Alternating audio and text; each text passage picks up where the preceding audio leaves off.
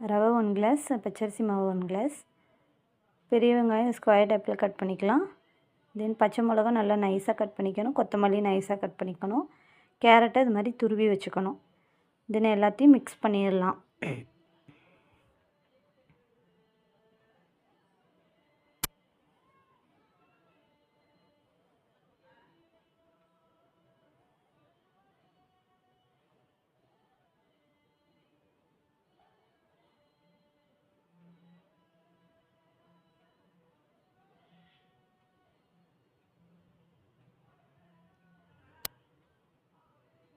இப்போ water add பண்ணிக்கலாம்.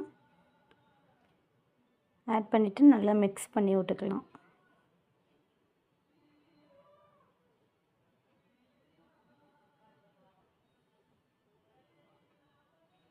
அப்புறம் தேவையான அளவு உப்பு போட்டுக்கலாம்.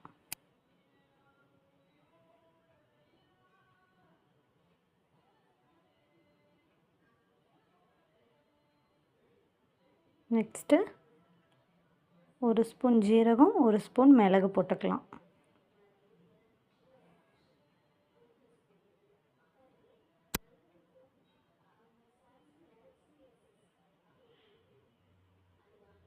தோசைக்கல் காஞ்சோன்னே மாவு ஊற்றிடலாம். இது வந்து உடனே நம்ம யூஸ் பண்ணிக்கலாம். கொஞ்ச நேரம் ஊறணும் அந்த இதெல்லாம் தேவை கிடையாது.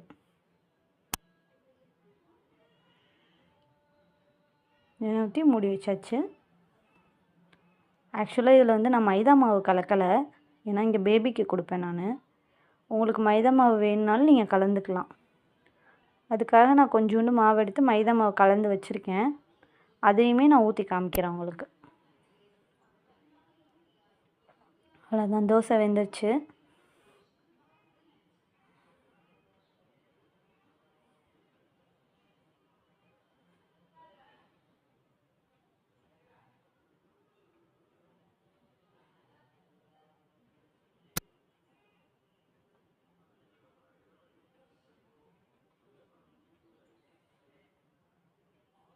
இது மைதா மாவு கலந்து நான் வச்சுருக்கேன்.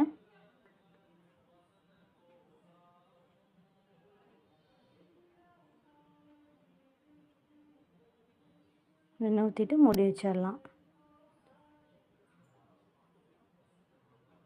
அவ்வளோதாங்க ரவா தோசை.